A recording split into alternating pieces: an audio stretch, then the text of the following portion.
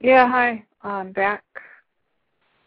The call-in number again is 347-989-0717. I would like to direct you to a couple of good sites that I found. One of them is called thisisawar.com.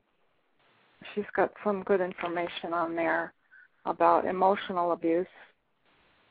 I'd just like to read you a little bit from it. This is how to recognize yourself if you're in an abusive situation. These are some of the symptoms or questions you might want to ask yourself. You understand their feelings, but they never attempt to understand yours. They dismiss your difficulties or issues as unimportant or an overreaction. They do not listen to you. They always put their needs before yours. They expect you to perform tasks that you find unpleasant or humiliating. You walk on eggshells in an effort not to upset them. They ignore logic and prefer amateur theatrics in order to remain the center of attention. Instead, manipulate you into feeling guilty for things that have nothing to do with you. They attempt to destroy any outside support you receive by belittling the people in an attempt to retain exclusive control over your emotions. They never take responsibility for hurting others. They blame everyone and everything else for any unfortunate events in their lives. They perceive themselves as martyrs or victims and constantly expect preferential treatment.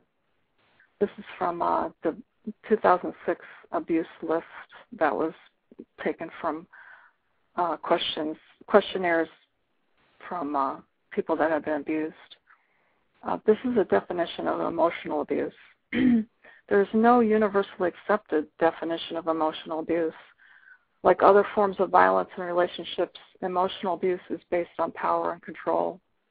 The following are widely recognized as forms of emotional abuse.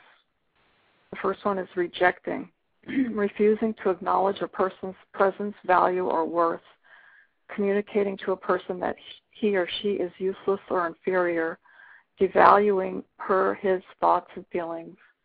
Example is repeatedly treating a child differently from siblings in a way that suggests resentment, rejection, or dislike for the child. Second one is degrading, insulting, ridiculing, name-calling, imitating, infantilizing, behavior which diminishes the identity, dignity and self-worth of the person. Examples of that would be yelling, swearing, publicly humiliating or labeling a person as stupid, mimicking a person's disability, treating a senior as if he or she cannot make decisions. Another example would be terrorizing, inducing fear or terror in a person, coercing by intimidation, placing or threatening to place a person in an unfit or dangerous environment. Examples would be forcing a child to watch violent acts towards other family members or pets, threatening to leave, physically hurt or kill a person, pets or other people he or she cares about, threatening to destroy a person's possessions, threatening to have a person deported or put in an institution, and stalking. Isolating, physical confinement, restricting normal contact with others, limiting freedom within a person's own environment.